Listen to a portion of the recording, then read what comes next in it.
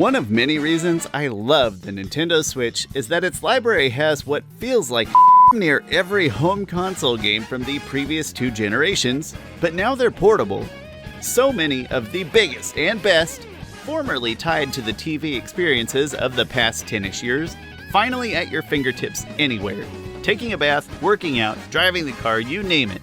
And today I want to share with you my personal picks from this priority category. My favorite favorites. So here are my top 5 Nintendo Switch games I'm stoked to finally play portable.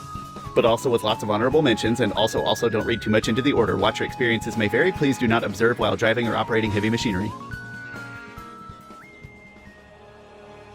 I love hacky slashy looty swords and sorcery action RPGs played from any angle and any perspective. So Kingdoms of Amalur, Dragon's Dogma, Dark Souls, Darksiders, it's not so much a category as it is a massive swath of games with a few underlying common themes. But narrowing it down wasn't too hard because I knew I needed the Diablo III Eternal Collection, my number 5 pick, on this list.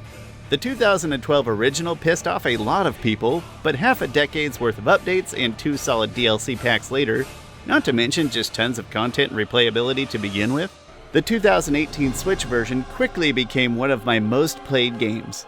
It's also one of my favorite games to play with friends, whether portable at someone's house who has beer, or docked in digitally when I have the beer and I don't feel like sharing. I avoided Borderlands for years because it looked like a kinda sci-fi FPS, because it is, but then a friend described it to me as first-person Diablo with guns, so I gave Borderlands Legendary Collection, my number 4 pick, a shot, pun intended, and it gave me all the grinding and looting I needed to nudge me happily out of my comfort zone for once. What's more important though is the bigger picture idea this collection represents in this list, a common theme today by the way. There are so many very affordable Switch compilation games out there with multiple good ports. BioShock, Resident Evil, Assassin's Creed, Doom, Ori, Oddworld, Spyro, Crash, Pro Skater, Mega Man. It's a topic that's definitely getting its own video someday, but for now just know that Borderlands is my favorite collection specific to today's topic, with Borderlands 2 being my favorite entry therein. Number 3 is a tie between Super Mario 3D World plus Bowser's Fury and Mario Kart 8 Deluxe because I wanted platforming and racing represented in my list, and I am terrified of menial decisions, so bonus pick I guess. Both offer cliché Nintendo good solo play, but also Mario Kart 8's competitive and Super Mario 3D World's co-op components, respectively, make them great for company whether hosting or guesting. Once again, though, it's more about the idea these 2 games represent. Stellar Nintendo-published games rescued from the Wii U wastelands by the Switch. Tropical Freeze, Pikmin 3, Tokyo Mirage Sessions, which is incredibly hard to say on microphone by the way, and especially Bayonetta 2 are the other Wii U exclusive contenders that come to mind, in yet another topic that definitely deserves its own list someday. Number 2, The Elder Scrolls V Skyrim, just happens to be one of my personal favorite games for each of the 5 consoles on which I own it. The lore, the dragons, the unintended comedy. I have to play first-person view because watching my character in third person is distractingly hilarious. And I love destruction magic, meaning Bethesda essentially tricked me into playing a very janky first-person shooter.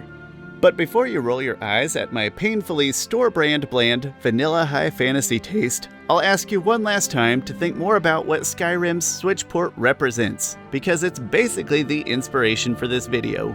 Massive, open, formerly home console compulsory AAA content cram-packed experiences where I can now not only play on the go, but on the same save file no matter where I am. Finally, I can start never stopping Skyrim, ever. Or The Witcher 3, Saints Row 2 or 3, LA Noire, or any of numerous other qualifying candidates. And naturally number 1 is Dragon Quest XI's Echoes of an Elusive Age Definitive Edition. Why don't you just leave me alone, Wernstrom? Because it's a very good, very large, turn-based swords and sorcery JRPG from my favorite franchise on my favorite console. It's also my second most played Switch game ever, partially because I spent more time on the PC original right at launch, and also partially because I was addicted to the Switch version of Yu-Gi-Oh! Legacy of the Duelist Link Evolution for like a year one time. DQ11, as its closest friends call it, is a weird fit in this list because it came out for PC and PS4 in the US in September 2018, more than 1 year into the Switch's lifespan. But since the PS4 aligns nicely with a previous console generation, the Switch version came out a year later, and this is just a YouTube video made by an idiot, I'm running with it. And besides, I doubt any subgenre benefits more from portability and using a single save file than big, grindy JRPGs.